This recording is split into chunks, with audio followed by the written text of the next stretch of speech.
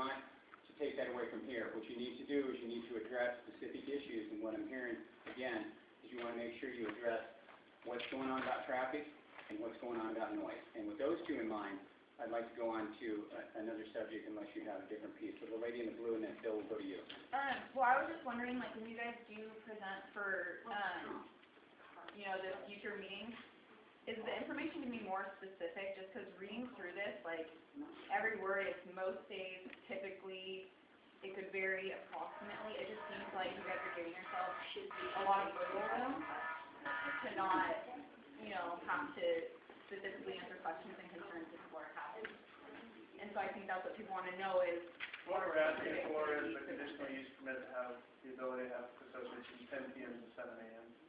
And we're saying that most of the time, I don't know exact numbers or percentages, it's going to be the 6 to 12 people for an hour or two after it closes and an hour or two before it opens. So, I mean, at this point, that's information. Definitely. Can you tell me where you measured the 500 feet from? Where did you start your measurement of the 500? Which, the Beaverton Hillside property line? It's the property line on the entire side. It went up 500 feet. Your red zone was a little short. 500. Well, the red is our commercial zone properties. Oh, okay, the blue is residential. Okay, so it is the blue that, okay then, so it's the blue zone, it's the residential that are being affected. Yeah. Phil? Let me cut to the chase. If for any reason the conditional use permit is not granted, does Walmart intend to pursue this location? Yes, we will be opening late fall, regardless of the season. Now we know. Thank you. I won't get around and we will be operating for the season. Okay, sir? Just two brief comments. One was when you were asked the hours of operation, you did qualify. You said at this time or words to that effect. 7 to 10, so that's what we're allowed under code, that's what we would operate. But you made it sound like this is not a permanent commitment. Oh, no. If we wanted to change and go back to 24/7, we would do exactly what Side Pantry was going to do tonight, which would be come back to you and say we'd like to open 24/7. It's a separate process. That's one thing that we probably want to check on because according to our conversation with the Side Pantry chief, the conditional use permit does not, according to the city, does not differentiate between business hours and non-business hours. It is, is the business going to be able to have people coming and going? Just for clarification, and to answer your question, the conditional use permit that we're asking for, the city is requiring is between 10 p.m. and 7 a.m. for a very specific use with regards to the associates. So any conditional use for approval that we receive has a very clear qualification attached to it. So it wouldn't automatically mean that we would be able to be open to the public during those hours at all. The conditional use permit would not allow that. If we wanted to do that, we'd have to come back later and go through the same process, go through the same time commission proceeding, attend a meeting like this before we be able to do that, if we did it well. So I apologize, we will be operating, if we don't need to be between 7 and 10. And I have one other question. We have two very good friends that travel extensively, one with a motorhome and one for trailer. They, their Walmart directory is really their directory of stops overnight. We're familiar with that. Yeah. RV parking is not allowed for overnight, our landlords will not allow it. How will you enforce that? We will go. Yeah, courtesy of both our shopping centers, apartment complexes, we just haven't checked any parking. Any part of the overnight. For the, Okay, we'll come back to you next, sir. At this moment, please call us, we don't want that to happen. Okay, very good. The gentleman there. So, if you get the conditional use to have employees there, and you said, you know, bread trucks, things like that, do you have to come back to the city if you decide that you want to bring the 18-wheelers in? Do you have, or can you, because you have the conditional use, can you just choose to?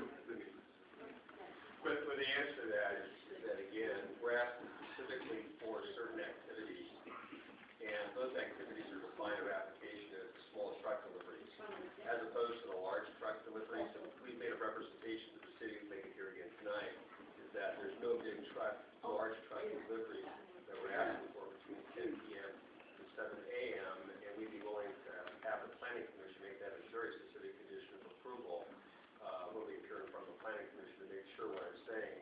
we actually have as a condition of And with the small trucks, we don't allow on any of our sites, even our own trucks, no idling and no backup indicators. We want to minimize that noise. Okay, and then, sir, and then we'll come back, please. How long would the catapult actually be on, how that falls, or what kind of noise would you run? I don't think we'd be running it middle night. What it is that we take everything inside of our stores. We have a zero waste goal, 100%.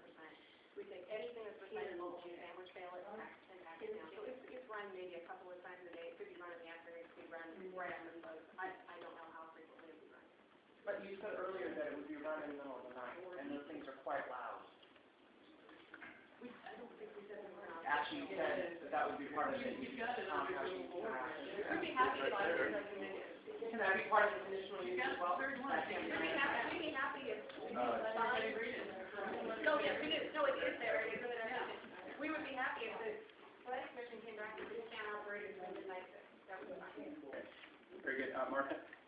Fred Meyer manages to have all their bread deliveries in the morning. Yes, and that's what, just generally. No, 11 o'clock, Generally, 10 o'clock, 11 o'clock. Fred Meyer has a huge team there able to do the things that we're asking to do overnight. We're asking to be treated the same way. No. They're not in Portland though. Are you talking about downtown Fred Meyer? They're not in Fred Meyer. Well, Fred Meyer and Beaverton, they do. One mile, you've got one Fred Meyer Target, you've got someone, you've got a small thing, and then you've got another Fred Meyer Walgreens. Okay, very good. Any other questions? Yeah. Yes. Is Packland Engineering from Portland or is it outside? Okay, anything else?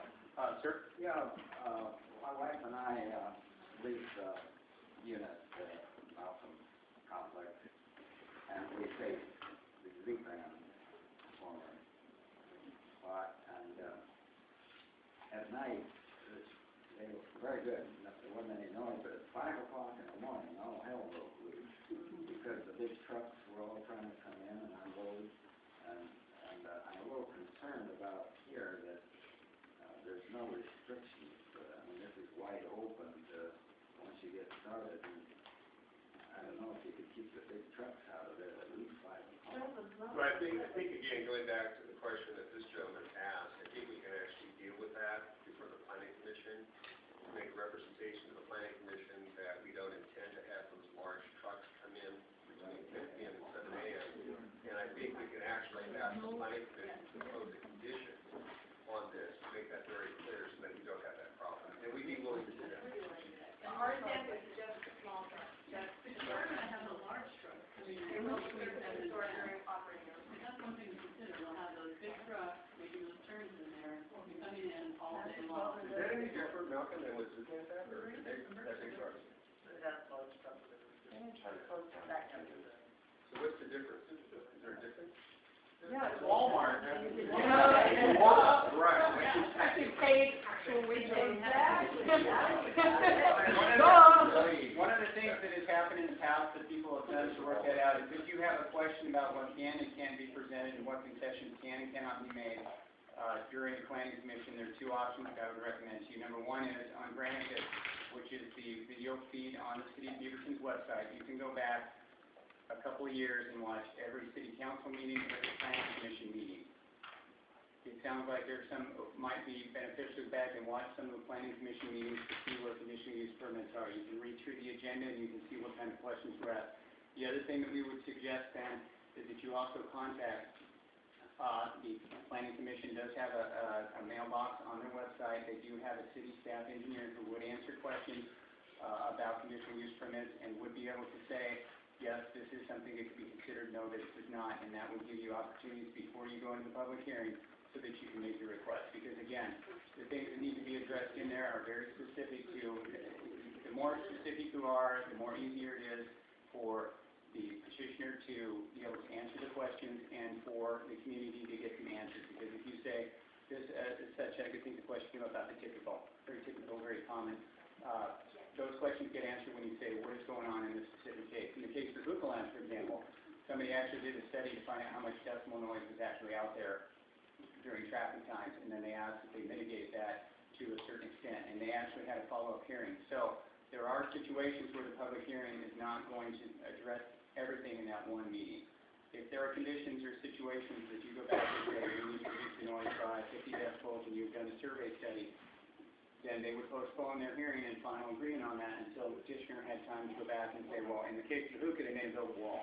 They put up an entire wall around it and made them address other issues throughout some other complications we won't get into.